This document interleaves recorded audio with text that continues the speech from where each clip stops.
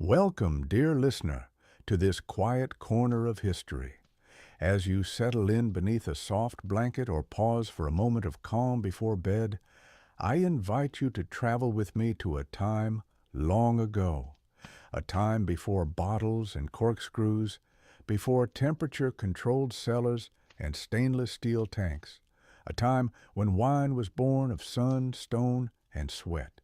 Our story tonight is about a man, not a famous man, not a rich man, but one whose work touched almost every table and celebration in the ancient world.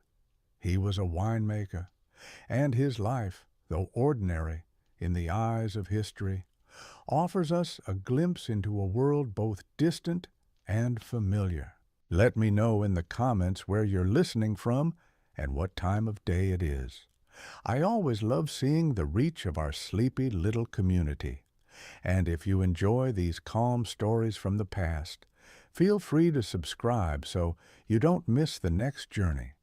But for now, close your eyes, take a breath, and imagine the land as it was 2,000 years ago. The sun rises slowly over a landscape baked in ochre and olive. The hills are gentle, the soil dry and stony beneath the sandals of the man walking through the rows. His name is Lucius. He is not young, but not old. His hands are calloused, his back slightly stooped. Each morning, just after first light, he walks the vineyard to check the vines. He does not speak, he does not need to. The vines speak for themselves. Their slender arms reach upward, winding around the wooden stakes he drove deep into the earth years ago. The leaves are full, their undersides soft with dew. In the stillness of morning, they flutter like the robes of resting gods. Lucius touches the bark of one vine and feels its age. This one is from his father's time, perhaps older. The roots run deep, and in the cracks of the limestone soil they have found water where there seems to be none. It is late spring, and the buds are already forming. Soon the tiny clusters of grapes will emerge. But now is the time for watching, for guiding, for patience. The vineyard is not large, a few hundred vines perhaps, enough to keep a family fed and trade for goods in the village nearby. He tends them all himself, with help from his sons when they are not fetching water or tending goats. There are no machines, no iron plows, only wooden tools, stone weights, baskets of woven reed. And time. Time is the most important tool of all. Lucius learned this craft not from a book, but from his father's hands, and his father learned from his own. There is no parchment in the house, no drawings of rootstock or diagrams of fermentation, but there is knowledge in every movement, in every choice, to prune or not, to water or wait, to risk a harvest early or late. Each decision comes not from logic, but from listening. The vines whisper to him, as they did to those before. Around midday the sun grows hot, the work slows. Lucius retreats to the shade of a fig tree where his wife lays out flatbread and olives on a worn cloth. They speak little as they eat. Words are scarce in this life. The food is simple. A cup of last year's wine is poured. It is cloudy, tinged with the dust of its clay amphora, but it is good, and it is theirs. In the distance, a traveler's cart creaks along the road, drawn by two thin oxen. Dust rises in its wake. Perhaps it carries salt, or cloth, or amphorae to be filled. Lucius watches, then turns his eyes back to the vineyard. Always the vineyard. In the evening, as the light fades, he tends to the tools. The curved pruning blade, wrapped in leather, the wooden press, its beams dark with years of juice and sweat, and the amphorae, stacked like sleeping giants in the cool dark of the storage shed. Some are cracked, some sealed with wax and pitch. The smell inside is strong, sweet, sour, earthy, the smell of waiting. Soon the real work will begin, but not yet. The vines must grow, the fruit must come, and Lucius, patient as the soil, will wait. He does not dream of riches, only of a good harvest, of cool nights and warm days, of rain when it is needed, of grapes ripening under the ancient sun. Outside the shed, the stars begin to appear. His youngest son points upward and names them as best he can. The old ones knew their shapes, their stories. They believed the gods wrote messages in the sky. Perhaps they did. Perhaps they still do. But Lucius sees only constellations of weather and time, of frost warnings and signs of heat. They guide him like the slope of the land, the feel of the wind, the song of the birds at dawn. And so the day ends quietly, as it always does. The vineyard sleeps, the man sleeps, and the wine, not yet born, waits in the stillness beneath the stars. The earth beneath Lucius' feet was not rich. It was rocky, dry, and filled with ancient bones of seashells long turned to dust. This land had been planted for generations, scraped and broken, dug and left fallow when it needed rest. The hills were not high, but they offered just enough slope to let the rain run gently down, carrying life where the vines needed it most. No water was wasted here, no soil unturned without purpose.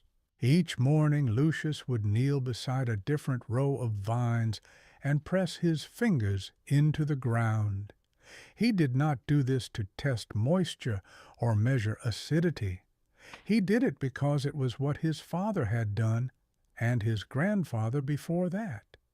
The feel of the soil told him what he needed to know. If it crumbled dry and loose, he would wait for rain. If it clung together in clumps, he would spread straw to keep it from turning hard as stone. These were not instructions found in scrolls. They were lessons carried in his hands. The vines themselves were a mix of types. Some had grown from seeds scattered by wind and bird. Others had been taken as cuttings from neighbors' vineyards, passed along like secrets. There were no names for them, only taste. One grape made a strong wine that burned the tongue. Another gave a softer drink, gentler and more pleasing in the heat of summer. Lucius knew which vines grew better in shade, which ones withstood the wind, and which were best left for trade rather than drinking. In the early hours, before the sun reached over the hills, he would walk the rows with a curved blade at his belt. The blade was short, worn smooth from years of use. With it he pruned the shoots that grew too wild, trimmed the leaves that blocked the sun, and cleared the ground of weeds. He moved slowly, speaking now and then to the plants in words meant more for himself than for them. They were old companions. They listened well. By midday, the work grew harder. The sun pressed down like a stone. Lucius would pause in the shade of the low stone wall that bordered the vineyard and take a sip of water from a clay jar. The water was warm, drawn from a shallow well that sometimes ran low by the end of summer. He drank slowly, always leaving enough for the return walk. Nothing was taken for granted. His wife, Livia, tended a small garden near the house. There she grew herbs for cooking and leaves for medicine, mint, thyme, wild onion. She did not interfere with the vineyard. That was Lucius's domain. But she kept the house, dried the figs, baked the bread, and made sure the amphorae were cleaned and ready for the months ahead. Their tasks did not overlap, but they moved together in quiet rhythm. The children helped when they could. The eldest son, Tiberius, had grown tall and quiet, much like his father. He watched the vines, tried his hand at cutting, and asked questions without asking. The younger two, still chasing lizards and wrestling in the dirt, would one day be expected to take on more. For now, they ran errands and carried baskets. That was enough. The house they lived in was small, built of sun-dried brick and roofed with curved tiles that let in more wind than they kept out. It stood at the edge of the vineyard, close enough to see the far rows even at dusk. Inside, there were no luxuries. A low table, a few stools, a sleeping mat for each. Shelves for clay cups, jars of olives, bits of dried meat hung from the beams. But there was warmth there, and quiet, and the smell of bread always just baked.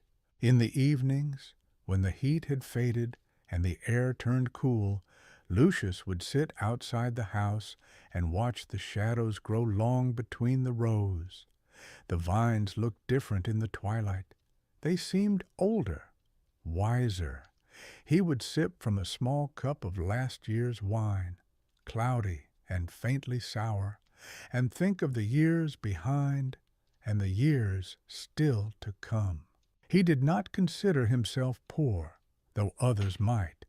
He had his land, his vines, his family, and his harvests. That was wealth enough. He had seen men with more lose it all in a season of drought or a raid from the hills. But the vineyard had always remained. Even when the grapes were few, there was still wine. Even when the jars were thin, there was still something to trade. As the stars began to show, the children would return from their games. Livia would light the small oil lamp inside, and the scent of rosemary and lentils would fill the air. Another day would end, as quiet as it began. The vines, bathed now in silver moonlight, would stand still and waiting, growing by slow degrees toward the day of harvest.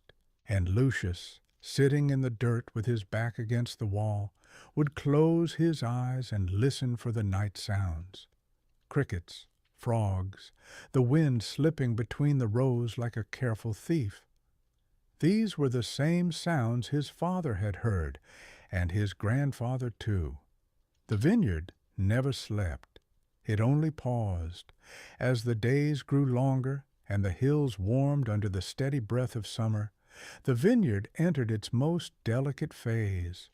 The blossoms had come and gone, and now the young grapes hung in tight green clusters along the vines, still small, still sour, but full of promise. For Lucius, this was a time of both hope and unease, a narrow path between abundance and ruin. A single storm could strip the fruit from the vine. A stretch of dry wind could parch the soil and shrivel the crop before it ripened. He knew better than to celebrate early, but he could not help the quiet pride that stirred in him when he walked the rows and saw the grapes taking shape. The summer brought with it a different rhythm, one that demanded attention from sunup to sundown. Each morning before the sky had fully lightened, Lucius and his eldest son moved through the vineyard with slow purpose, inspecting leaves for signs of insects, brushing away mold with hands that had learned gentleness through repetition. They carried with them woven baskets of ash and crushed herbs, mixtures passed down through memory and trial, spread carefully at the base of each vine to ward off pests and rot. There were no potions or powders from distant lands, only what the land itself gave back when asked kindly. In the distance, smoke from other farms curled into the sky. Neighbors burned dried brush, cleared old plots, or boiled water for dyeing cloth. Voices carried faintly over the fields, drifting between the calls of birds and the low hum of bees that moved from flower to flower with a purpose all their own. These sounds were not distractions. They were reminders that life here moved together season after season, year after year, each person's labor connected to the land, each harvest the result of countless hands working in quiet harmony. By midday, the heat became oppressive. The air thickened, the leaves drooped, and even the insects moved more slowly. Lucius would rest then, not out of laziness, but out of wisdom. He would retreat to the shade beside the well, where Livia had placed cool water in a basin, and set out a piece of soft cheese wrapped in leaves, a gift from a neighbor in exchange for an old amphora. There he would sit and soak his feet, close his eyes, and listen to the buzzing heat while the vineyard shimmered just beyond the olive trees. It was during these hours of stillness that he sometimes thought of his youth, of the years when his father had been the one walking the rows, and he the one trailing behind, watching and learning. His father had not spoken much, but when he did, his words held weight. "The vine knows more than you think," he once said, tapping a thick stalk with the back of his hand. "She will show you when to wait and when to act. You just have to be patient enough to hear her speak." Lucius had not understood those words at the time, but he did now. In the evening, as the sun sank low and cast long shadows over the land, the vineyard seemed to exhale.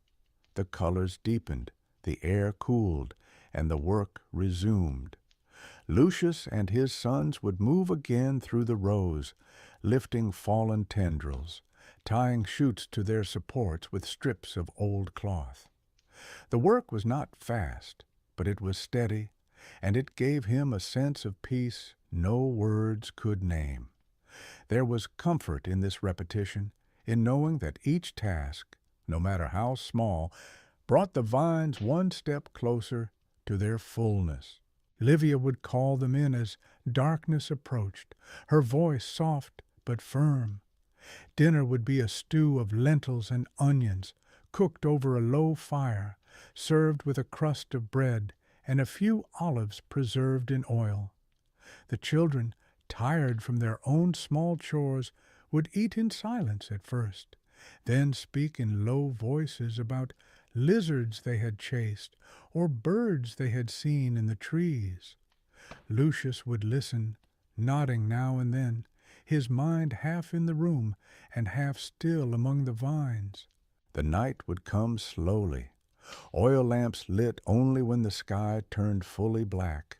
A few stars, then many. The sounds of the day faded, replaced by the distant bark of dogs and the whisper of wind in the trees.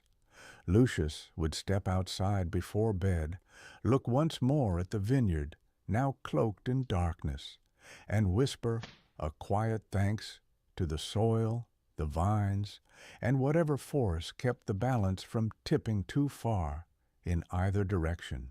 He did not believe in miracles, not the kind written on temple walls or spoken by priests, but he believed in the cycle of things, in the slow dance of sun and earth and root, in the promise held within a green grape not yet sweet, not yet ready, but growing all the same.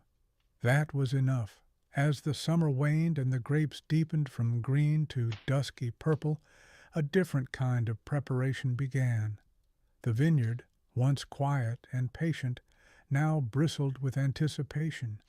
The fruit had survived the worst of the sun, had endured the fickle rains of midsummer, and was now nearing ripeness. Lucius walked the rows each morning, gently pressing the grapes between his fingers, feeling the weight of their juice, watching the skin give way under the lightest pressure. It was not yet time, but it was close. In the shade beside the house, the tools of harvest were brought from their resting places, woven baskets, wide and shallow, designed to keep the grapes from crushing under their own weight, wooden rakes to spread the fruit, clay jars to catch the early pressings. Each item was cleaned with water, scrubbed with bunches of dry grass, and set in the sun to dry. There were no iron implements, no machines or pulleys, only wood, earth, and the practiced movements of many hands working together. Lucius's eldest son, Tiberius, helped prepare the clay amphorae. These tall vessels, narrow at the neck and thick at the base, were essential to the making of wine. They lined the back wall of the storage room, their rough surfaces darkened by years of use. Some were old, passed down through generations, each carrying the memory of many harvests. Others had been shaped more recently, their edges still faintly smelling of smoke from the kiln. The amphorae had been sealed inside with pine resin, a bitter substance that protected the wine from spoilage. The resin would give the wine a sharp taste, but it was familiar, and it kept the drink safe through the long months. The kiln itself stood a short walk from the vineyard, near the edge of the olive grove. It was not much to look at, a low dome of stone and clay, blackened with soot, its entrance barely high enough for a man to crouch through. Yet it was here that many of the amphorae were born. Lucius had helped build it as a younger man, mixing clay with straw and ash, shaping the bricks by hand, letting them dry beneath the sun. When the time came, they would stoke the fire with olive branches and grapevine trimmings, keeping it burning through the night until the pots were hardened to stone. His neighbor Gaius was a potter by trade, and each year he brought 2 or 3 new vessels in exchange for wine, cheese, or olive oil. Gaius was a quiet man, older than Lucius, with hands that looked more like branches than flesh. He spoke rarely, but when he did, it was usually about the way the earth changed over time, how the clay near the river had grown lighter, or how the straw from last year's harvest burned too quickly in the kiln. He claimed to be able to smell when the amphora was ready, though no one else ever could. Once the amphorae were inspected and arranged, Lucius checked the press. It stood beneath a lean-to near the vineyard's edge, protected from wind and rain. The press was made of thick wood, built by his grandfather, who had carved simple markings into its frame. Not words, but signs, perhaps for luck or remembrance. A thick beam served as the lever, weighted with stones, and beneath it sat a wide, flat basin of stone lined with woven reed. When the grapes were brought in, they would be spread here, crushed slowly under the press, their juice trickling down into clay jars placed at the bottom. Nothing was rushed. The pressing took days. The first juice, the lightest and clearest, was always set aside. It was thought to hold the best flavor. Fermentation happened without fanfare. There were no thermometers, no airlocks, or calculated measurements. The juice was poured into the amphorae, often still warm from the sun. Wild yeasts, clinging to the skins of the grapes and lingering in the air, would begin their work within a day or two. A white foam would form at the top. The wine would hiss and bubble as it came alive. This was the dangerous part. If the amphora was sealed too soon, the pressure would crack it. If left too long, the wine would sour. To monitor this invisible process, Lucius would visit the storage room each morning, lifting the wax-sealed lids and peering inside. The smell was sharp and sour, a scent he had grown to love. If the foam was rising too fast, he would stir the liquid with a long reed, letting some of the pressure escape. If the surface was calm, he would wait another day. The wine would tell him what to do if only he listened. During this time, the house took on a different mood. The children were kept away from the jars. The fires were watched more closely, and Livia placed sprigs of rosemary above the door, an old custom meant to bring clarity and health. At night, the family spoke in quieter voices, as though afraid to disturb the fermenting jars. The wine, not yet complete, was still considered vulnerable, like a child not yet named. The neighbors would begin to ask when the new wine would be ready, but Lucius would only nod and say, "When the jars have stopped whispering." He meant it. There was a hum in that storage room, a low music of gases and movement, of ancient microbes at work. You could hear it if you stayed long enough and kept still. When the sun softened and the air turned cooler in the late days of summer, the grapes finally reached their fullness. The color deepened, the skin of the fruit grew thin and pliable, and the sweetness gathered beneath the surface like a secret waiting to be shared. Lucius knew, without question, that the time had come. He did not rely on dates or the alignment of stars. He relied on the taste. Each morning that week he had plucked one grape from the same cluster near the old olive tree, bit into it, and closed his eyes. The first few had been too tart, but now the juice was rich and warm on his tongue, and the skin slid away with ease. The harvest would begin. The entire household stirred to life. The children were roused before the sky brightened. Baskets were soaked in water to keep the reeds from cracking. Livia packed dried fruit and flatbread into cloth bundles for the midday meal.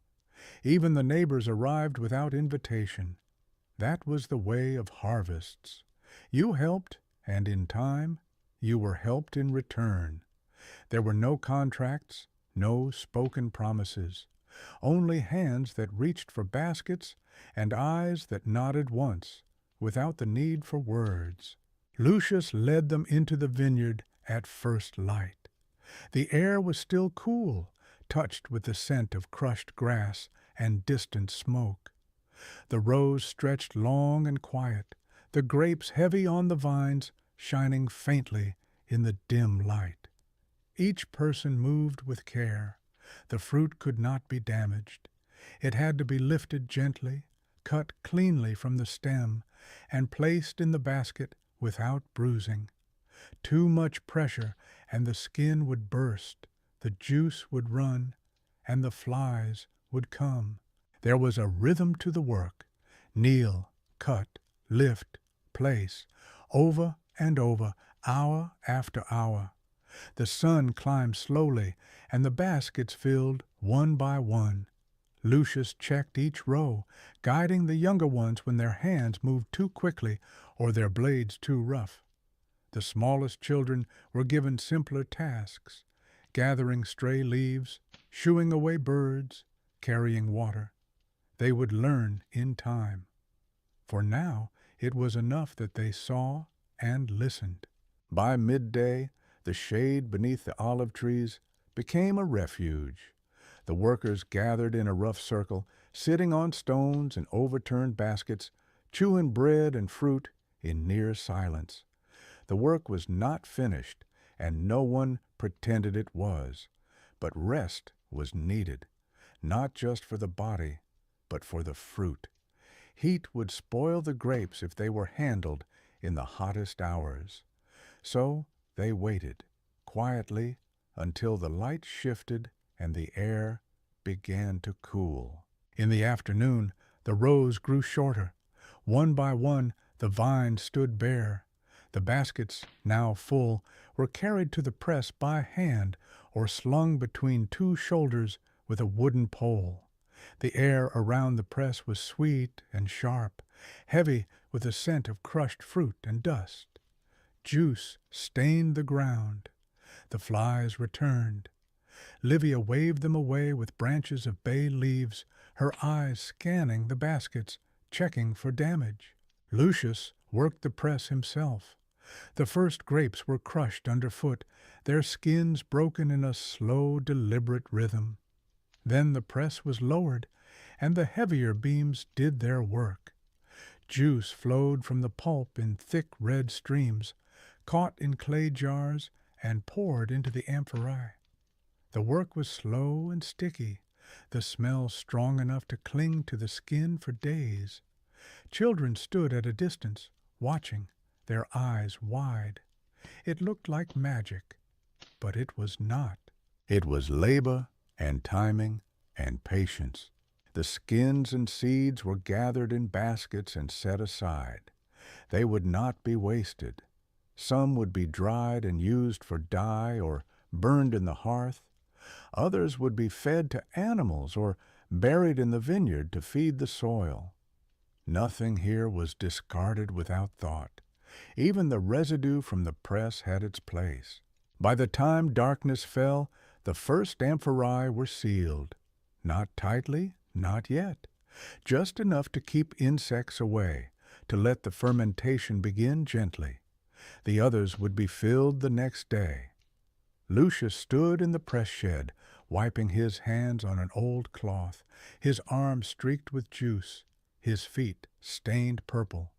He did not smile, but his shoulders lowered. The worst was past. The vines were empty, the jars were filling, and the wine had begun its slow, silent birth. That night the family ate in near silence. The house smelled of grape must and wet earth. The children were too tired to speak. Livia's hands were stained to the wrists. Lucius said little, only nodding when the youngest asked if the wine was alive. It was a strange question, but not a foolish one. In a way, the wine was a living thing now, changing with every hour, shifting and fermenting in the dark.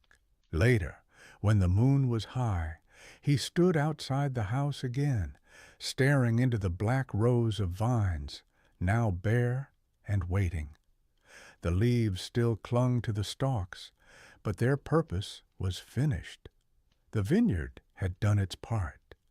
Now it was the jars that would carry the season forward, transforming what had been grown into something that could be shared, stored, traded, remembered.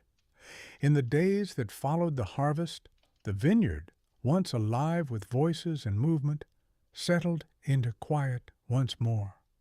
The vines stood empty, their fruit taken, their leaves curling slowly in the shifting winds of early autumn. Lucius no longer walked the rows at dawn. There was nothing left to touch, no more decisions to weigh. Instead, his steps turned inward, toward the storage room, toward the jars now resting in their cool corners, each one holding the juice of a different section of the vineyard, each one beginning the slow, invisible process of change. The amphorae were not sealed entirely. A small gap was left beneath the wax, allowing the gases to escape as the wine fermented. Each morning, Lucius would check the lids, pressing his fingers gently around the edges, listening for the faint hiss of pressure, watching for signs of leakage. He carried with him a narrow reed, used to stir the contents if the foam rose too quickly. He did not fear the fermentation, but he respected it. It was a part of the process he could not control, only observe. The smell inside the storage room had deepened. No longer just fruit and soil, but something heavier, sour, and warm, with an edge of sharpness that clung to the skin. The air was humid, thick with the breath of the wine. The amphorae, lined in two neat rows, seemed to shift slightly in the dim light. They were not alive, not truly, but they felt that way. Lucius had once joked to his wife that the jars breathed when no one was looking. She had not laughed, but she had nodded. Outside, the landscape began to change. The olive trees turned silvery. The fig leaves browned at the edges. Rain came more often, soft at first, then stronger. The soil drank it in greedily. The goats, once let to roam, now returned early to their pens. Fires were lit earlier in the day. The world folded in on itself, preparing for the colder months. But the wine, tucked away in darkness, paid no attention. It followed its own rhythm. Lucius spent these weeks repairing. The stone wall near the vineyard had collapsed in one corner, so he gathered rocks from the path and reset them with care. The roof of the press shed had begun to leak again. He patched it with a layer of straw and mud, pressed flat beneath old boards. These were not urgent tasks, but they gave him purpose. The vines were quiet. The wine could not be hurried, but his hands needed something to do. In the evenings, he sat by the fire with Livia and the children. The meals were simple, thicker now with lentils and barley, meant to warm the stomach against the night. They spoke softly, the way families do when they have lived together for many years and understand the weight of silence. Tiberius, grown more confident after the harvest, began asking questions about the wine. When would it be ready? Would it taste the same as last year? Could they trade it for more grain this time? Lucius answered with a shrug or a few words. It depends on the jars, he would say. And it did. Each amphora had its own character. Some fermented quickly, foaming over in the first week. Others took longer, rising slowly, almost lazily. The color of the wine varied too. The jars closest to the window always darkened faster.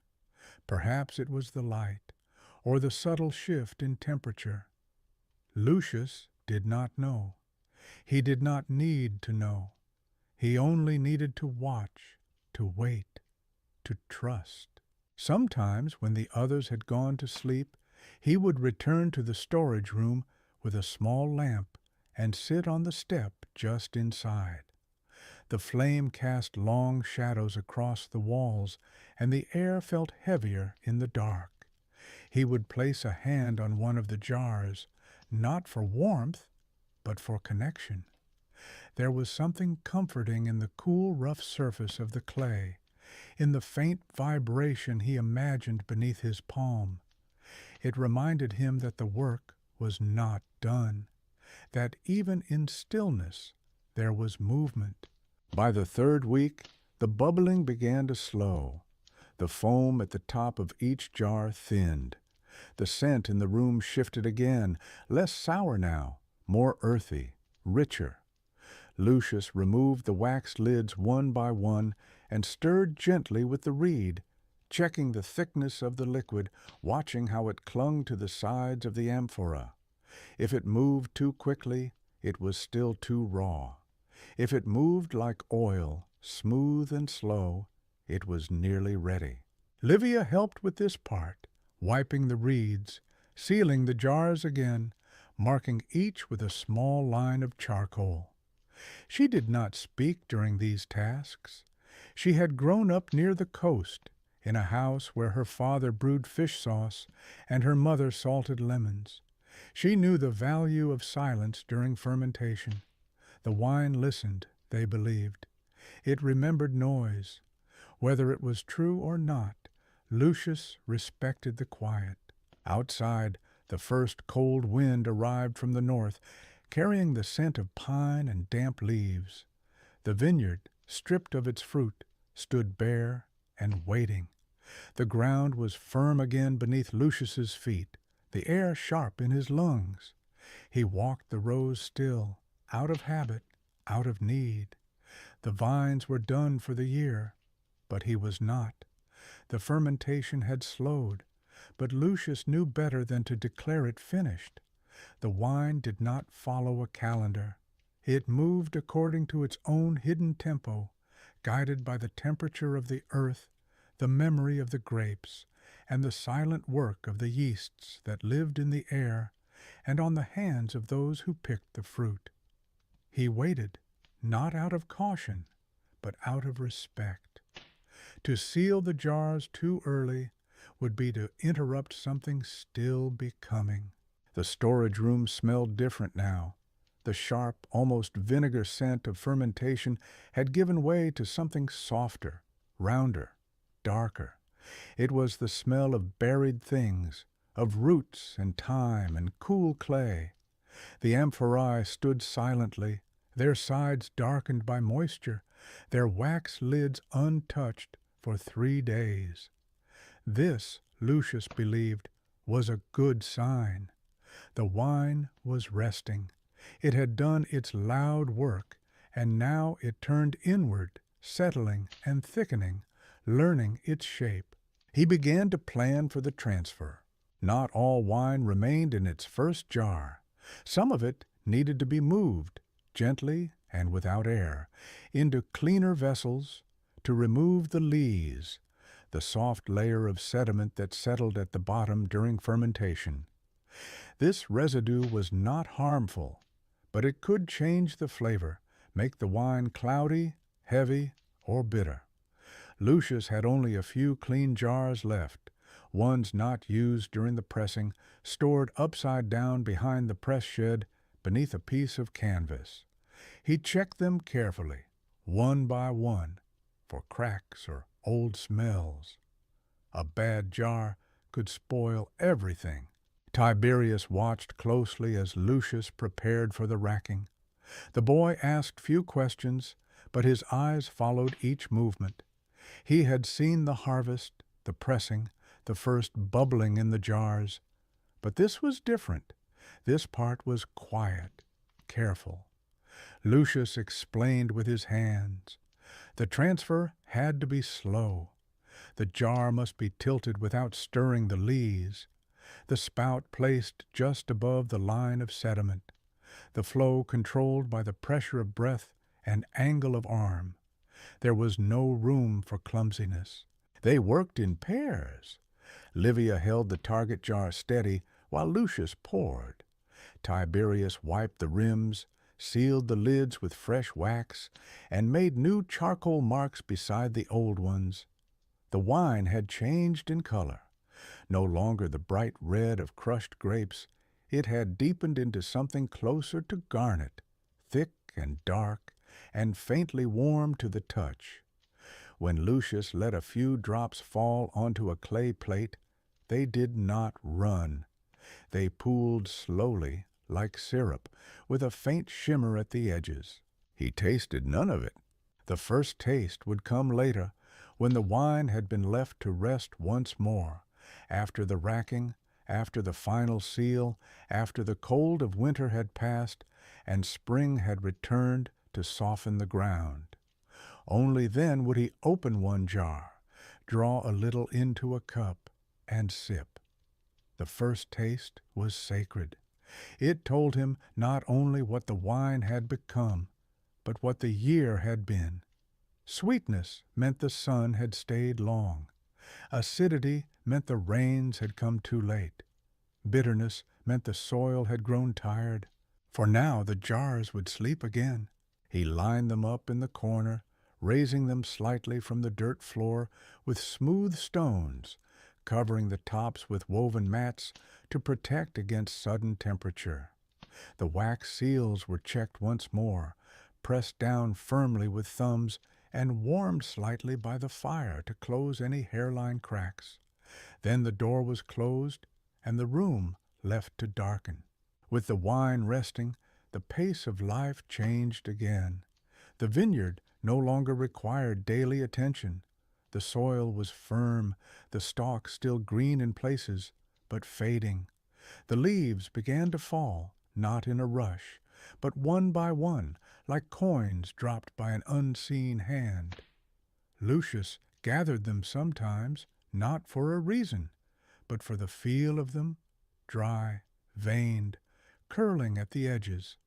He crushed a few in his palm and smelled the dust. It smelled like endings. Inside the house, the days shortened. The light arrived later and left sooner. Fires were lit in the morning, not just in the evening. Clay pots of bean stew and thick barley porridge replaced the summer meals. The children stayed inside longer, their games quieter, their voices lower. Livia began to weave again, her fingers moving steadily across the loom, the rhythm of the thread as familiar as the vines had been during summer. Lucius found himself watching more than doing.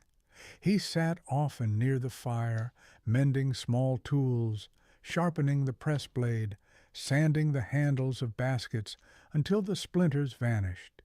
He cleaned the sandals worn during harvest and placed them in the corner. The soles were thin. They would need new ones before spring. He counted the empty amphorae and made a note of how many he would need next year. Not written down, but held in memory. The body rested, but the mind did not. He wondered sometimes if the wine remembered the hands that made it, if it carried in its taste not just the grapes, but the touch of those who picked, crushed, stirred, and sealed. He did not believe in spirits, but he believed in memory. The vineyard remembered things. The press remembered things. Perhaps the wine did too. Outside, the wind changed direction. It now came from the north and east, colder, drier. The sky remained clear for days. Then, one morning, frost appeared along the grass beside the well, a thin white line that vanished by mid-morning, but returned the next day. Winter had arrived. The first frost marked more than just the changing of the season. It marked the moment when the land turned inward and began to sleep. The vineyard, stripped bare for weeks, now looked brittle and gray. The vines twisted and low to the ground, their leaves reduced to crumbling fragments. Lucius stood at the edge of the plot most mornings, wrapped in a heavy cloak, watching the fog settle like ash across the soil. He did not linger long, for the air bit harder each day, and his breath curled in front of him like smoke from a slow fire. The jars, untouched in their quiet room, became sacred again. He did not disturb them, not even to stir or smell. This was the stillness the wine needed, weeks and months of silence when the movement within the amphora slowed to nothing and the sediment thickened at the bottom. The room remained cool even as the fire burned in the house, and Lucius placed an extra mat at the threshold to keep the warmth from entering. The jars were not people. They did not crave comfort. They demanded cold. Inside, life became smaller. The space between dawn and dusk narrowed. The tasks shifted from field to hearth. Lucius repaired harnesses, carved handles for new tools, sharpened the wooden teeth of the rake. Livia dried herbs above the fire and spun wool into tight bundles of yarn. The children learned to sew, to mend baskets, to keep silence during the longer hours. These were the months when patience was tested, not by the weight itself, but by the absence of movement. There was something peaceful in it, though. The fire brought a rhythm of its own, a pulsing warmth that hummed in the clay walls and whispered through the smoke hole above. They sat close together in the evenings. The children curled against each other like hounds, Livia's feet tucked beneath her as she wove. Lucius would peel apples and place them near the edge of the coals, turning them slowly until the skins darkened and cracked, releasing a scent that cut through the wood smoke and reminded them that sweetness still existed, even in the cold. He thought often of the wine, but did not speak of it. The memory of its scent lingered in his hands despite the passing weeks, and sometimes he would rub his fingers together as if still feeling the resistance of thick juice or the softness of wet skins. It was not longing exactly, it was presence. The wine was not gone, it was simply asleep, and in its sleep it shaped itself into something new, something stronger. Tiberius asked once if the wine dreamed. Lucius looked at him, surprised, then smiled without answering. It was not a foolish question. The jars, after all, seemed to breathe in the dark, their wax lids shifting slightly in the cold, as if adjusting to their own quiet rhythm. The house listened to those rhythms too, even when no one spoke of them. The creak of the beams at night, the way the cold gathered near the floor, the way the oil lamp flickered when someone passed near the door to the storage room, all of it spoke to a presence just beyond the wall. Then came the snow. Not much, just a dusting at first, clinging to the edge of the roof and vanishing by midday. But the second snowfall was heavier, coating the vineyard in silence, softening the outlines of the earth until even the path to the press was buried beneath white. Lucius walked that path anyway, pressing his boots into the crust, not to work, but to remember. The press stood still, its wood darkened by cold, the beams stiff, the basin filled with leaves and ice. He brushed some snow from the frame and ran his hand along the old carvings, the same marks his grandfather had made long before Lucius had been born. He did not speak. There was no need. The wine did not care about the snow. The cold was its ally. Deep inside the jars, the final movement slowed. The leaves thickened into soft pillows at the bottom. The color deepened again, invisible to the eye, but sensed in the smell. When Lucius lifted one lid briefly, he caught a scent like soil and smoke, sweetened faintly by what remained of the grape's memory. He sealed the jar again quickly and did not lift another. One was enough. Winter deepened. The children became restless. The goats grew heavy with young.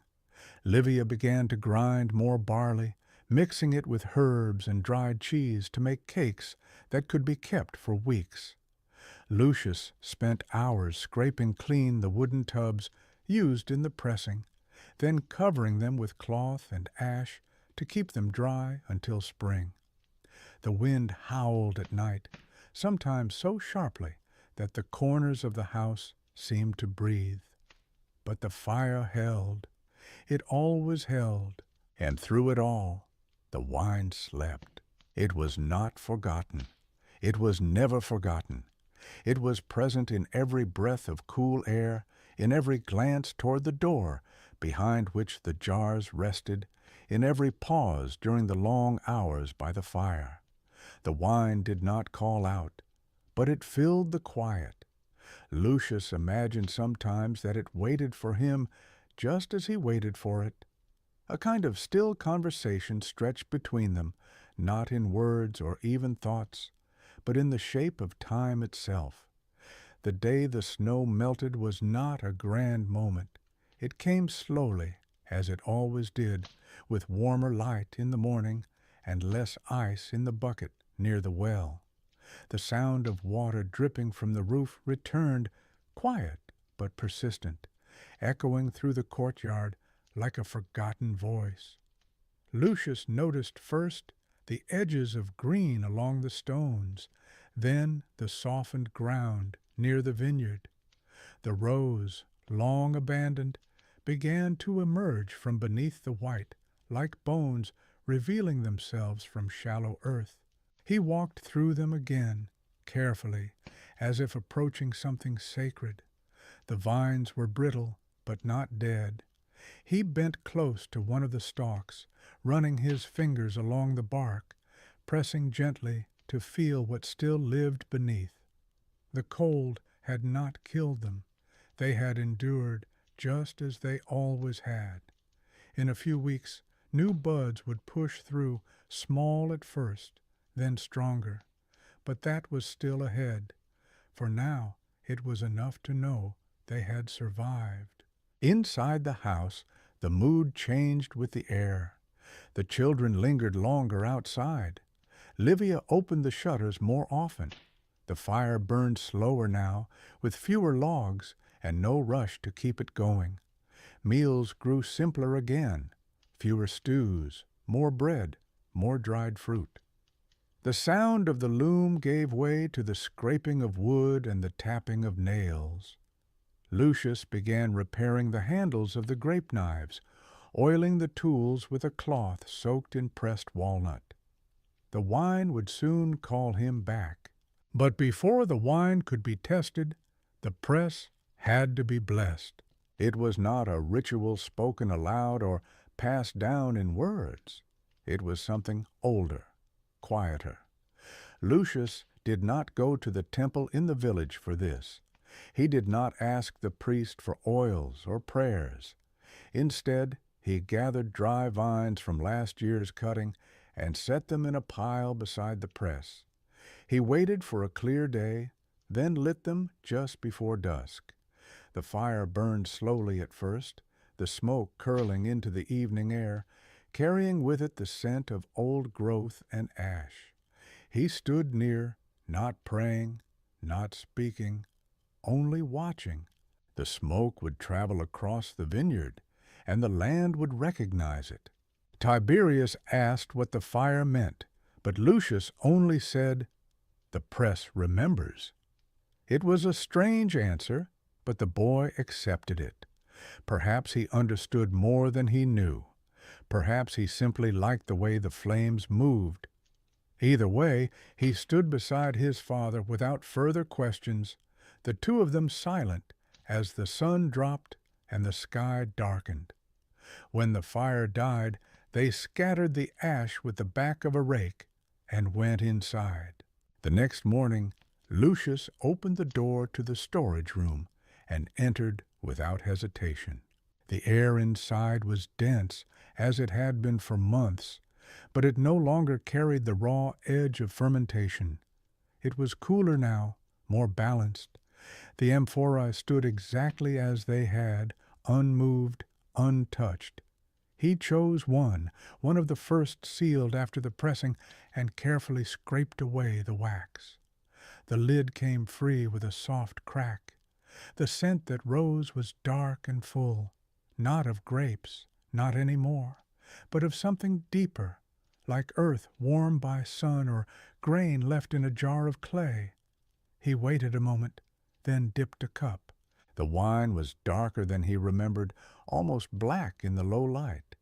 He tilted the cup and watched it cling to the sides, slow and heavy. He took a sip. Not a large one, just enough to cover the tongue, to rest there for a moment. The flavor opened slowly. It was warm first, then sweet, then edged with something sharp that pulled at the back of the throat. He did not speak. He simply nodded once and resealed the jar. The wine was ready. Livia tasted it that evening after the meal, her hands still dusted with flour. She said nothing at first, then gave a small sound, half approval, half memory. Tiberius asked if he could taste, and Lucius allowed him a few drops. The boy winced, surprised by the strength, but said nothing unkind. It was not a drink for children. It was not even a drink for celebration, not yet. It was a marker, a beginning. The other jars would be tested in the days to come, each opened with the same care, the same quiet. Some might be thinner, some might be stronger. A few might have turned, and those would be poured into the earth with thanks, not scorn. Nothing was guaranteed, not even after all this time. Wine had its own will. It chose how it ended. Still, Lucius believed most of the jars would hold.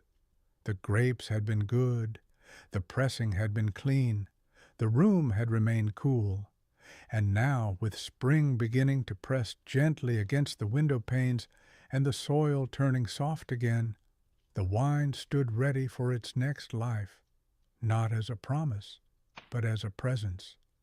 Once the wine had been tasted and the amphorae checked, once the frost had fully retreated from the soil, and the goats had given birth to their noisy, wide-eyed young, Lucius turned his thoughts toward the village. The vineyard no longer needed him each day. The tools were clean, the jars were sealed. The quiet season had ended, and now came the time to share what had been made, not just among the family, but among the neighbors, the traders, the men who passed along the stone roads with carts of grain, pottery, and linen tied in rolls. The wine could not remain in jars forever. There was no marketplace nearby, no stalls or shouts or clinking of coins. There was only the wide road that curved around the hill, the same path Lucius had walked since he was a child, and the handful of men who knew to pass by his gate around the time when the frost lifted. These were not merchants in the formal sense. They were shepherds who traded cheese, women who brought dried herbs, old men with baskets of salt and strips of cured meat. They did not carry scales or scrolls. They carried memory. Lucius did not advertise the wine. He did not need to. Word traveled easily in the countryside. A good year was known before the jars were ever opened. People remembered the rains, the sun, the harvest. They remembered the sound of the press and the smell of skins drying in the fields. They would come to him not with questions, but with quiet expectation, a nod, a look, the offer of a cloth bundle or a goat tethered to a cart. They did not ask for much, neither did he. The first man came before sunrise, a figure wrapped in a coarse brown cloak, carrying a small basket of fresh fish packed in crushed leaves and damp straw. His name was Servius, a fisherman who lived near the bend in the river. He did not speak when he arrived, only placed the basket on the table beside the press and looked toward the storage room. Lucius nodded, brought out a jug, and filled it carefully. The two men stood in silence as the fish were checked, the wine weighed in hand, rather than measured in cups. That was how it began. By the end of the week, 4 jars had been opened, and 3 more were marked for trade.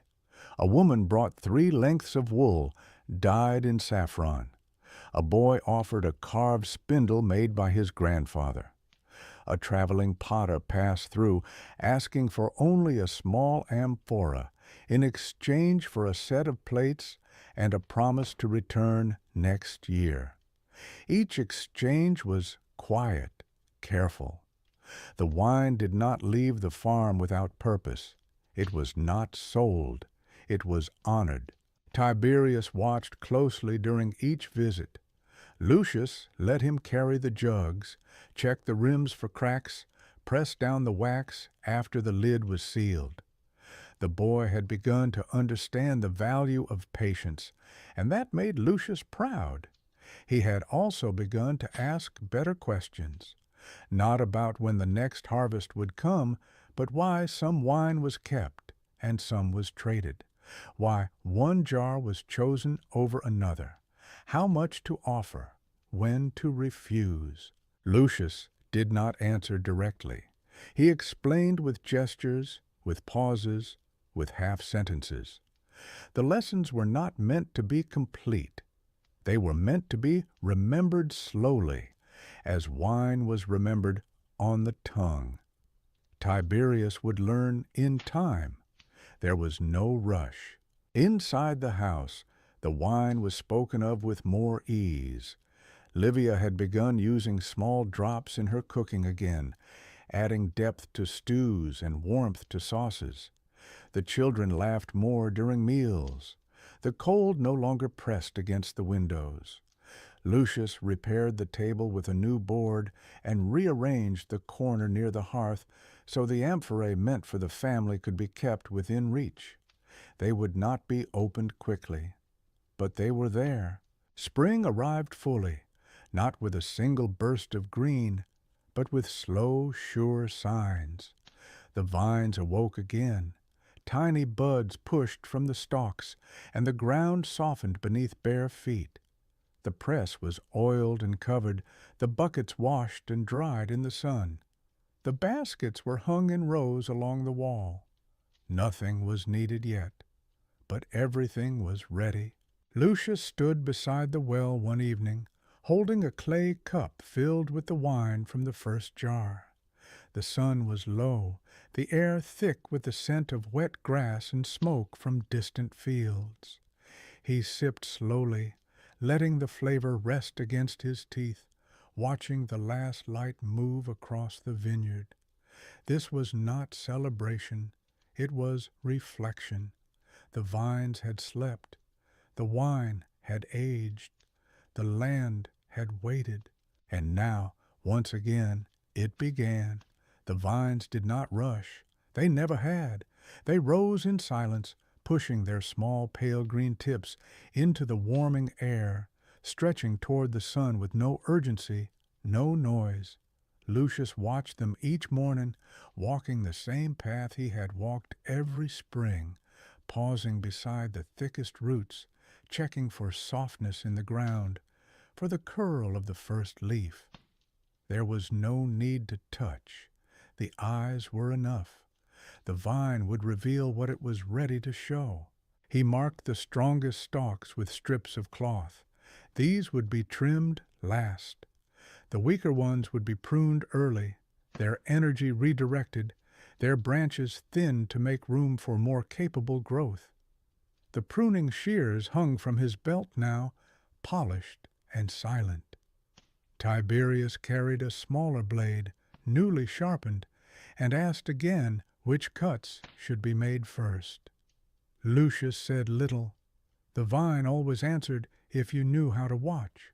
The press remained quiet, but the buckets were brought down from the shed. They were cleaned again, more out of ritual than need, the water in the basin warming beneath the morning sun. Livia had begun soaking the linen bags that would carry grapes in the harvest. It was too early for all of it, but early was better than late. When the vines spoke, they did not shout, they whispered, and those who did not listen closely missed their chance. Lucius moved slowly among the rows. The soil, dark with memory, crumbled gently beneath his sandals. He stopped at certain spots without explanation, kneeling to clear away a stone, to adjust a vine, to scrape away a bit of moss. He spoke to none of them, not because he did not believe they could hear, but because his voice felt too loud beside something so patient. The vineyard had never asked for words. The days grew longer, and with them came the return of birds, the hum of insects, the rustle of young shoots moving in soft wind. The air smelled sharper, filled with green things. Livia had begun drying herbs again, hanging them from the beam above the hearth. The scent filled the house with rosemary, thyme, and the faint bitterness of sage. Lucius welcomed the smell. It reminded him that the season had shifted, that life was leaning forward once more. Tiberius no longer needed to be told when to follow. He rose with the light, ate quickly, and joined his father in the field. He no longer asked about every vine. Now he watched, he tried. He made small cuts, paused, waited to see if Lucius would nod. Most times he did. A few times he did not. And the boy would stop, study, and try again. That was how one learned, not through praise, through stillness. The goats wandered farther now, grazing in the shade of olive trees, their bells soft and uneven in the distance. The dog returned each afternoon with burrs in his fur and a tired gait. He no longer barked at visitors. He knew who came for wine and who came for noise. The house remained clean, the rooms quiet. The children played near the fence, their laughter carried by wind, never too close, never too far. Lucius counted the jars again, not to measure what remained, but to recall which ones had been opened, which ones traded, which ones saved. A few sat near the hearth now, reserved for guests or for nights when the body asked for warmth. Others stayed in the storage room, their lids untouched, their seals darkened with soot. They would remain there, resting, until another season passed. Wine was not made to be rushed. He began preparing the stakes. Each year a few new supports were needed, carved from alder or ash, smoothed with a rasp, hardened in the sun. They would be driven into the soil beside the younger vines, tied loosely with strips of cloth or twine. Not tight, never tight. The vine must grow freely, guided, not held. Tiberius helped carry the wood, his arms now strong enough to lift two at once. He asked how many they would need. Lucius answered without looking, "As many as the vines ask for." The vineyard looked alive again, not full, not heavy, but awake. It breathed differently in spring, not with the urgency of harvest, but with the low, steady rhythm of growth. The leaves were soft, veined with gold, and curled faintly at the tips. The tendrils reached out from the stalks, catching air, light, and the memory of warmth. Lucius knelt beside one and pressed his thumb against the base. It was firm, ready, quiet. Inside, Livia began setting aside baskets, not to fill them, not yet, but to remind the house that fullness would come again. The days lengthened until the shadow shrank into the roots of the trees and the sun sat high above the vineyard, like a flame held in place by invisible cords. The light was not harsh, not yet, but it was steady, and it warmed the soil in a way that made it breathe more deeply, releasing scents of dust, crushed leaves, and the slow mineral heat that gathered in old stones. Lucius woke before the light came and worked past the hour when it vanished. But the work itself was not fast. The vine demanded presence, not speed. By now, the first true leaves had spread wide, not the small curled ones of early spring, but the broader, thicker ones with their familiar shape, 5 points, veined deeply, soft underneath. They fluttered in the light wind, but when Lucius brushed one with his hand, it pushed back gently, already strong. He inspected each row again, looking for signs of uneven growth, of missed pruning, of vines that had grown too proud too early. A vine could be proud. That was what made it need correction. He carried a small bundle of twine with him, thin but strong, made from soaked bark twisted in long ropes. With it, he tied the longer arms of the vine to the nearest stake, never tight, always with room to sway. The wind must move the vine. If it did not, it would not learn to hold itself. Each motion was practiced, but not rushed.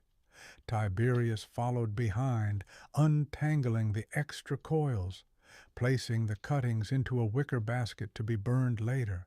The press remained silent. It would not speak again for many weeks. But Lucius passed it each day on his way to the field, and sometimes he would rest his hand on its beam as if to remind it that its time would come again. The basin was dry, the floor beneath it clean. The memory of last year's juice was gone, but not the smell. It remained faintly in the wood, mixed with dust and time.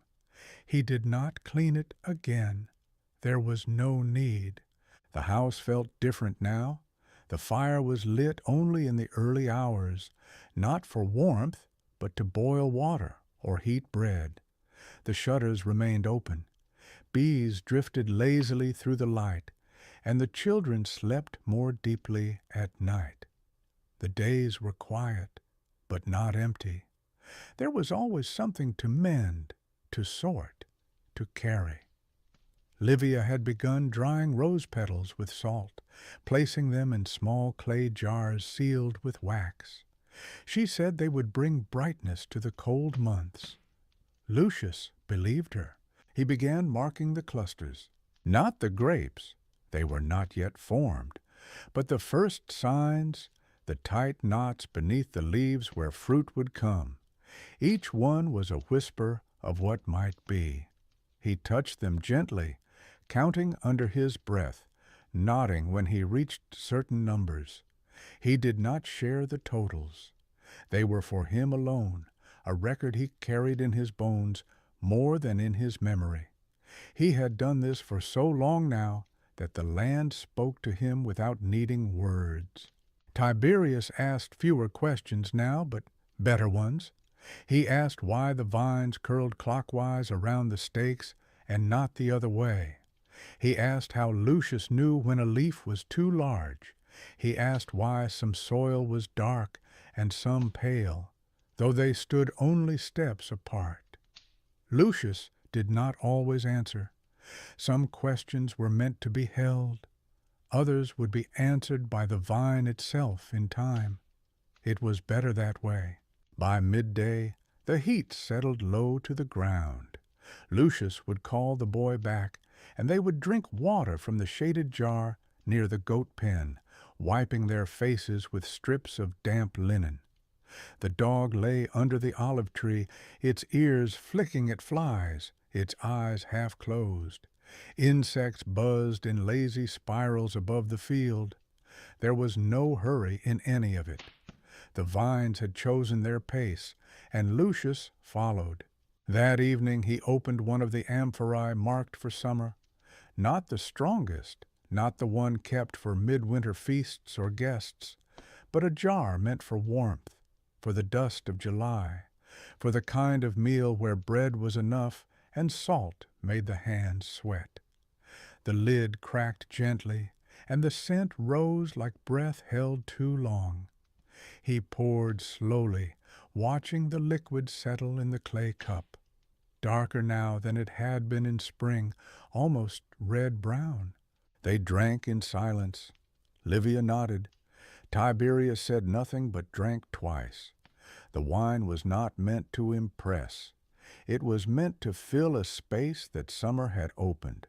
The night air had changed. It no longer carried the bite of late frost or the damp weight of thawed ground. It was light now, dry and full of unseen motion. Lucius stepped outside before sleep and looked toward the vineyard. The moon hung above it like a pale coin, and the rose stretched quietly below, still but not asleep. The vines did not rest at night. They listened. By the time summer reached its full strength, the vineyard had changed again. What had once been a field of twisted stalks and thin tendrils now rose like a living wall of green, layered in shapes both soft and strong, the leaves broad and firm, the stems thick and coiled. Between those walls Lucius walked slowly each morning, not to command, but to observe, his hand grazing the edge of the vines, his eyes catching movements too small for others to notice, the way a branch leaned slightly toward the light, or a cluster of grapes hid itself deeper in shadow than expected. The vines were no longer guessing. They had chosen their direction, set their pattern, and now worked silently, hour after hour, to turn sun and soil into fruit. Lucius spoke to no one during these walks. He carried no tools. There was nothing to correct yet, nothing to cut or bind. This was the listening season, the middle stretch when the vineyard revealed itself slowly, without drama, like a long story told in half sentences and long silences. He did not need to finish it. He only needed to stay near. Inside the leaves, the grapes had begun to grow. They were small still, hard and green, clustered tightly together like closed fists hanging beneath the canopy. Most would not ripen at the same time, and that was expected. Lucius marked those that had grown fastest with bits of pale cloth tied gently to the nearest stake, not to guide the fruit, but to remind himself which parts of the field would need the earliest attention when the time came. He knew better than to force them all into the same pace. Wine came from order, not control. Tiberius joined him less often now in the earliest light. The boy had begun to grow in different ways, taller, quieter, more thoughtful, and Lucius let him move at his own speed. He still came to the vineyard, but now he walked ahead, sometimes checking the stakes on his own, or testing the strength of a tie that had begun to fray. Lucius watched from behind and said little. That, too, was learning. The air had thickened with heat. By midday it hung low among the vines, pressing against the skin and blurring the edges of the rows. Insects moved slowly through it, their wings loud in the quiet. Lucius wore a cloth around his neck, wet from the well, and kept his hair tied back. The clay jar near the gate was refilled twice a day now, and the dog no longer followed them past the edge of the house. Even the goats lingered in the shade, unwilling to climb the hills while the sun hovered overhead. Yet the vineyard did not rest. The leaves opened wider each day, catching light like bowls placed beneath the sky, and beneath them the grapes began to swell. Lucius ran his fingers over one of the clusters and felt its weight change, not much, but enough to know the shift had begun.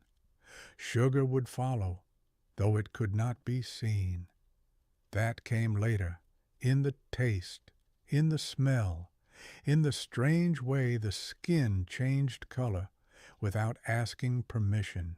Back at the house, Livia had begun preparing for the first early harvest, though it was still weeks away. She cleaned the small baskets and laid them in rows beneath the awning, checked the blades of the knives, and aired out the linen sacks that would hold the grapes during the first collection. She did not ask Lucius for dates. She knew better. The vines would tell them when it was time, and no one else could speak for them. Meals were shorter now and quieter. The children napped in the heat, their arms across their eyes, their bodies curled like leaves, trying to protect themselves from the light. Lucius often ate standing, a piece of bread in one hand, a slice of goat cheese in the other, watching the vineyard through the open door. He no longer noticed the heat. It was part of him now, as it was part of the vines, part of the wine, part of the long rhythm that stretched across the years like a woven thread never fully seen. The wind returned briefly in the evenings, and when it did, it carried the scent of dust and crushed plants, of grass cut too short, of sun-baked clay. Lucius would step outside and walk the rows again, not to inspect, not to act, but simply to be near. He did not carry a torch. He did not need light. The vines were different at night, quieter, but not still. They breathed differently, slowly releasing what they had held all day, and if one listened long enough, one could hear the creak of growth beneath the silence. He stopped near one of the older plants and rested his hand against the wooden stake. The wood was warm from the sun, the tie soft with wear. The vine curled upward like it had every year, reaching toward nothing in particular, simply growing because it could. Lucius watched the moon rise beyond the hills, pale and full, and the rows of vines faded into darkness, not vanishing, just folding into the quiet. He stood there longer than usual, waiting for nothing in particular, listening. The summer deepened in silence, not with spectacle, but with weight, a kind of invisible heaviness that settled over the vineyard and the hills beyond it, thickening the air and darkening the soil.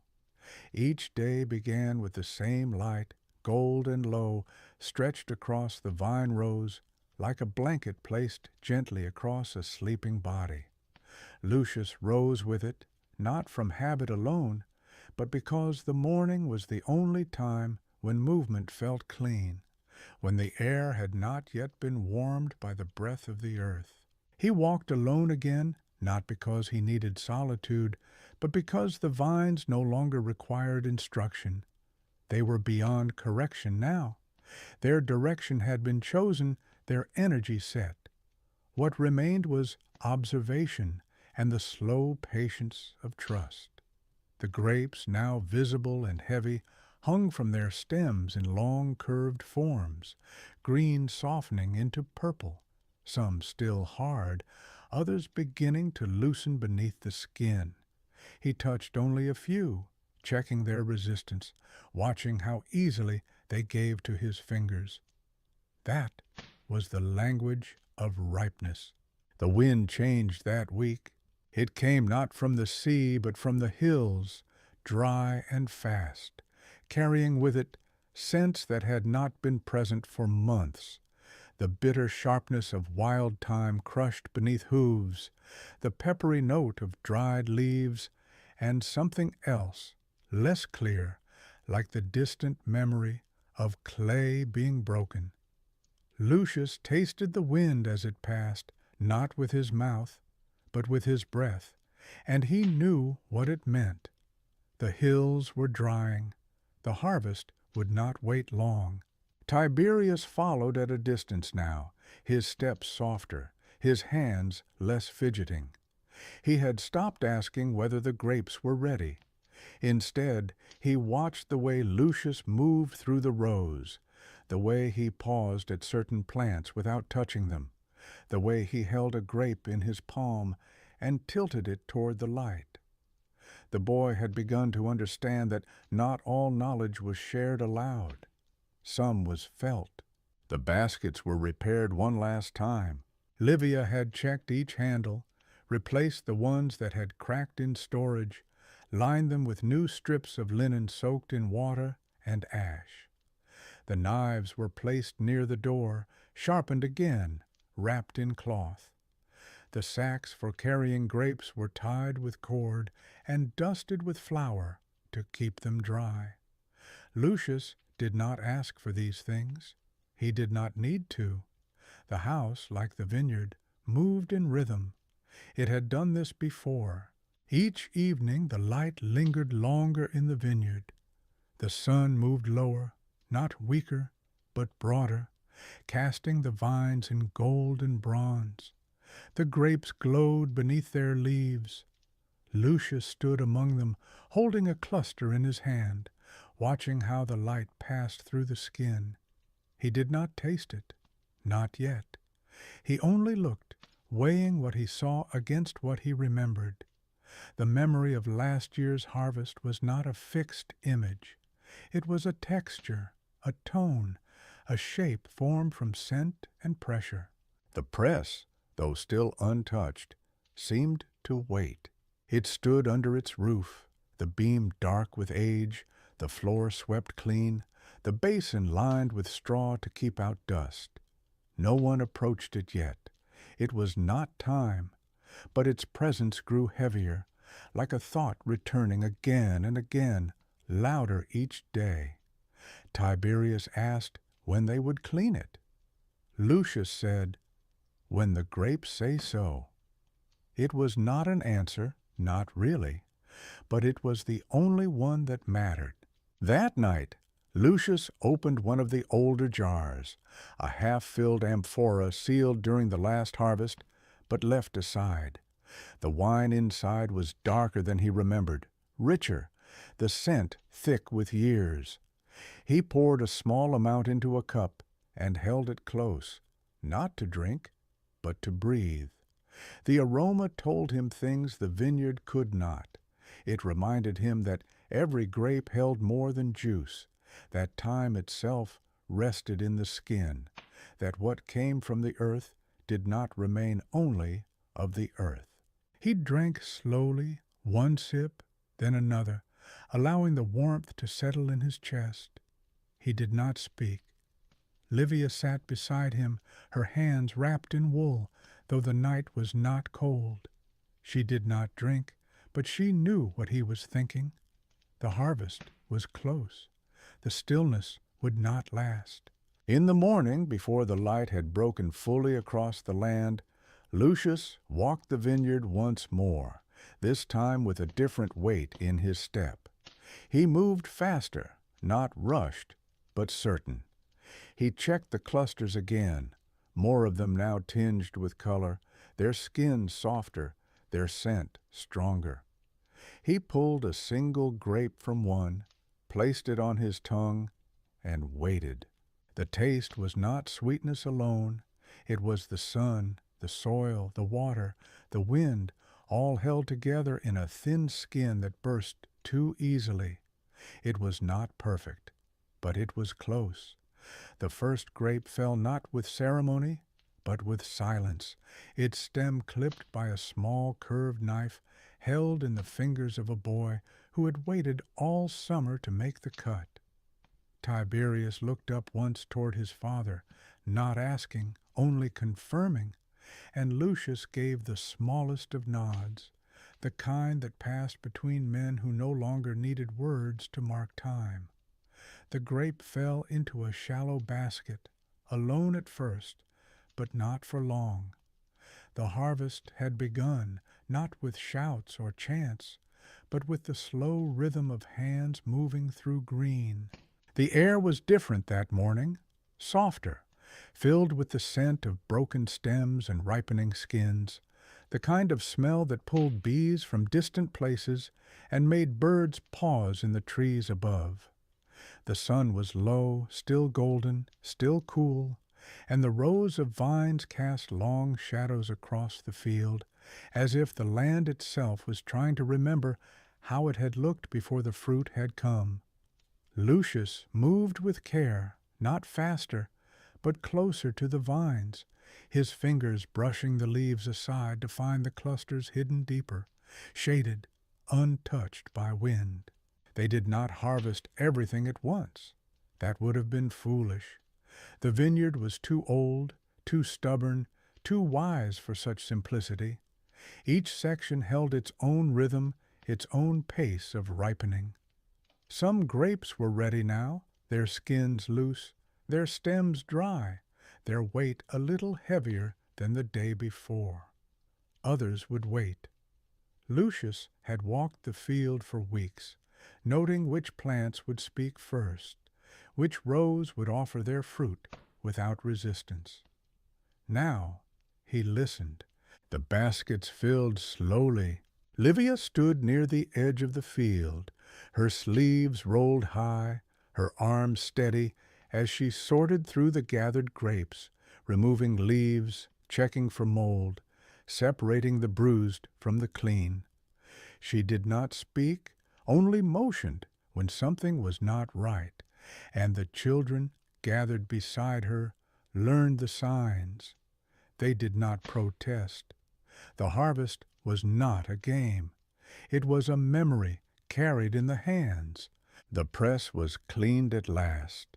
Tiberius poured the first bucket of water into the basin, and Lucius scrubbed the beam with a stiff brush made from dried reeds. The wood, soaked and stained from past years, drank the water slowly, darkening again as if it, too, had waited for this moment. The stones beneath the press were swept clean, the straw replaced, the clay walls washed with vinegar and ash. It smelled like the past again.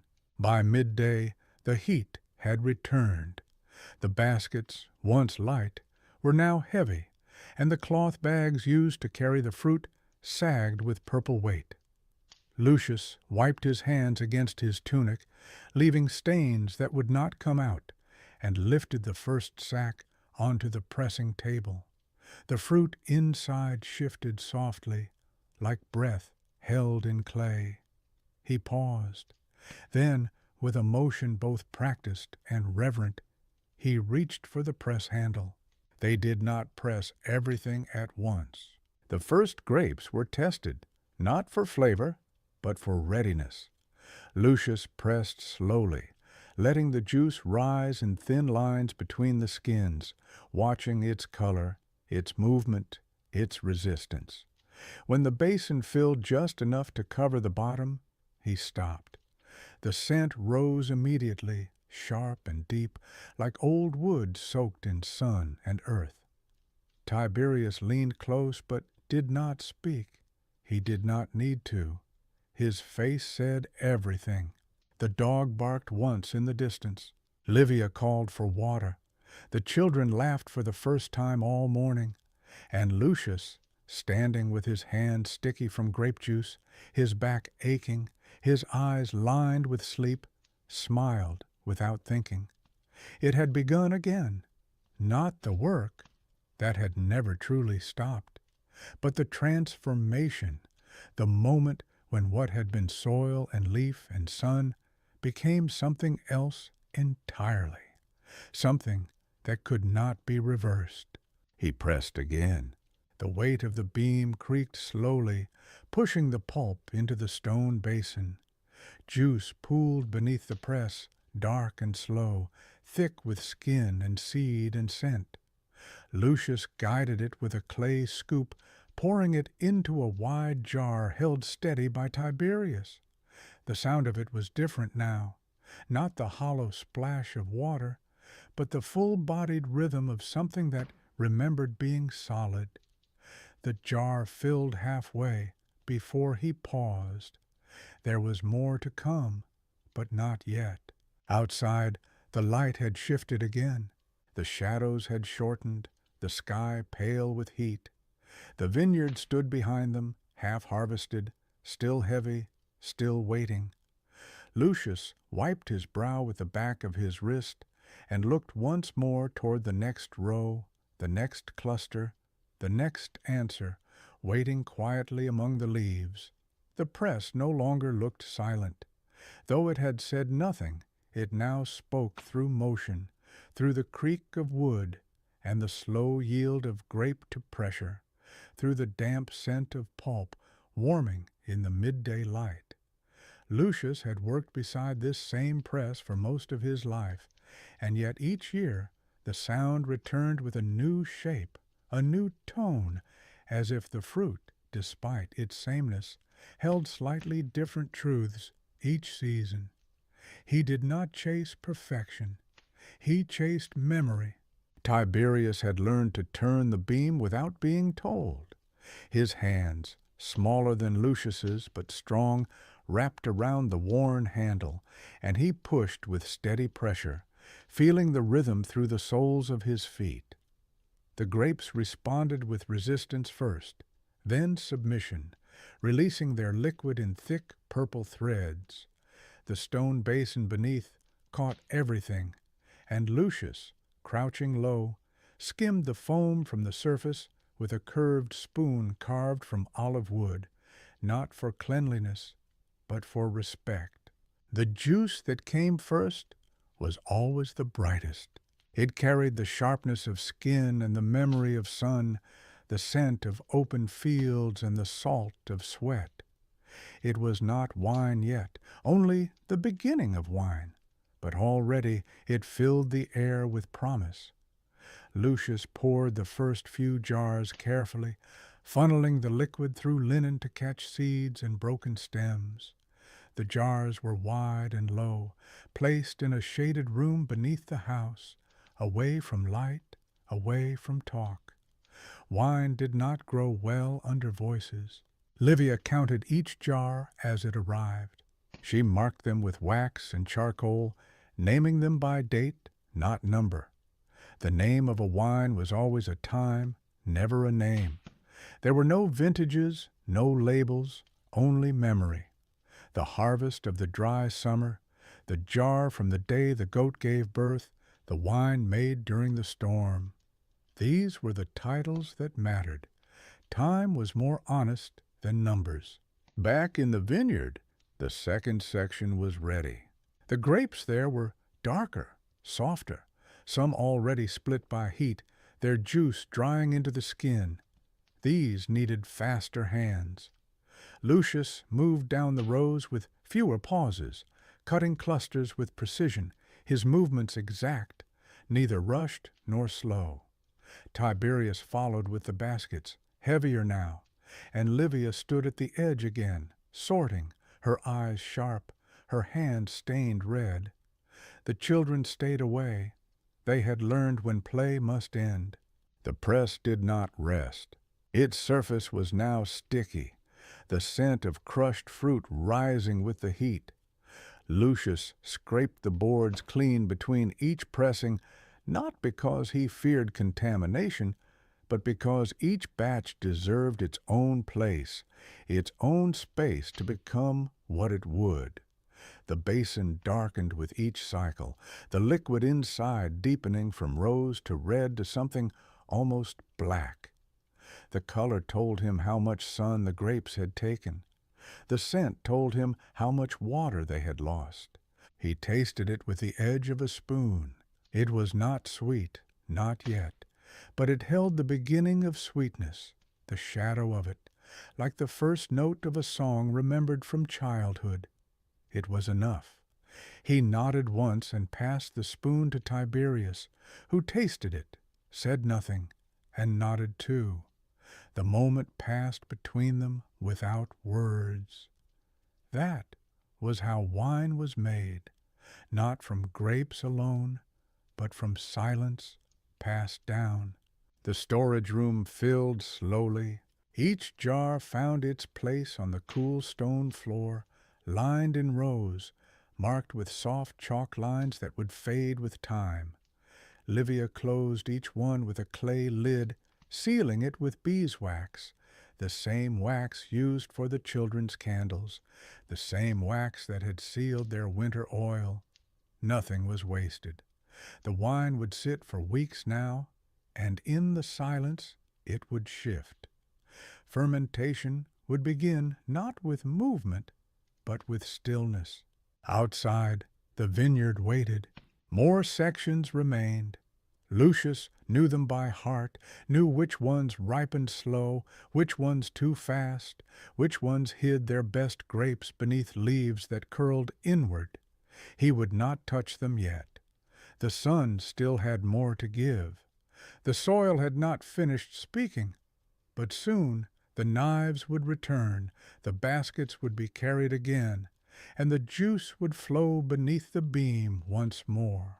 That night, Lucius sat beside the press. It no longer looked like a machine. It looked like a witness, covered in marks of the day, holding the smell of fruit and the warmth of labor. He placed one hand on the beam, not to steady it, but to remember its shape. Tiberius slept nearby, curled beneath a wool blanket, his feet still stained with juice. The vineyard was quiet again, but the wine had begun to speak. By the time the last jar was sealed and placed in the cool stone room beneath the house, the vines outside had begun to yellow, not in sickness, not in decay, but in the way that all living things signal their need for rest. The leaves curled at the edges, the stalks lost their shine, and the fruit that had not been taken had dried into itself, shriveled and small, left behind not in neglect, but in wisdom. Not all grapes were meant for wine. Lucius stood by the door, his hands marked with old stains, his back sore in familiar places. The vineyard no longer called him each morning, no longer required his eye or his hand. The baskets had been stored, their handles bound in twine, their sides brushed clean of pulp. The press stood silent again, washed and covered, the beam resting on its pegs like a tool placed back in its box. It would not speak again for many months. Inside the house, Livia wiped the clay jars one final time, checking each seal, each wax ring, tapping the lids to be sure no air had slipped beneath. She moved with the ease of repetition, but not carelessness. Each jar held a season. Each one held days of watching and cutting and carrying and pressing. There was no room for hurry, no place for doubt. When she finished, she stepped back, counted them once aloud, then again silently, though she already knew the number. Tiberius sat outside with a blade of grass between his fingers, twirling it without looking.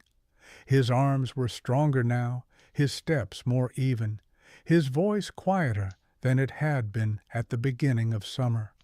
He did not ask questions as often.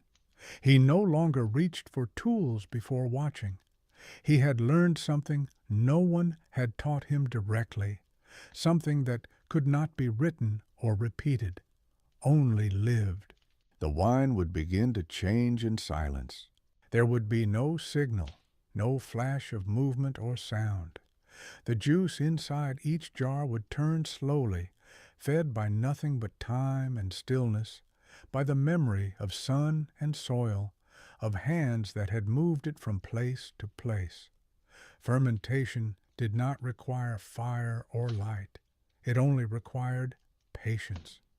In a few weeks, Lucius would open one of the early jars just enough to taste, not to celebrate, only to listen.